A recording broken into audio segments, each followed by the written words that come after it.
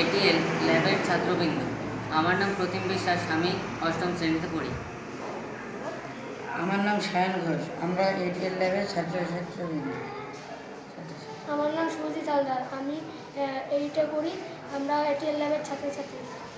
আমার নাম রাজ বিশ্বাস, আমি ক্লাস অষ্টম শ্রেণীতে ছাত্র।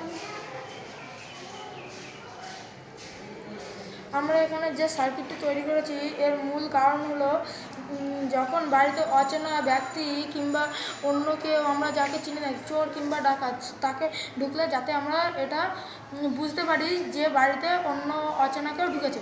আমরা প্রথমে এখানে এই প্রজেক্টটির নাম দিয়েছি অটোমেটিক হোম সিকিউরিটি গার্ড। আমরা এখানে একটি সার্কিট তৈরি করেছি, এখানে আছে এলডিআর আছে, ট্রানজিস্টর আছে এবং 5.7 কিলোর একটি রেজিস্টার আছে এবং বাজাজ এবং দুটো ব্যাটারি আর একটি লেজার লাইট। এবার আমরা এখানে যখন এটা বাড়ির কোনো দরজা ধরা যায়, যখনই কেউ অচেনা ব্যক্তি এর ভেতর দিয়ে যাবে তখন আলোটি বাধা পাবে এবং বাজাজ বেজে উঠবে। সেই কারণে আমরা শনাক্ত করতে পারবো যে বাড়িতে কোনো অচেনা ব্যক্তি ঢুকেছে।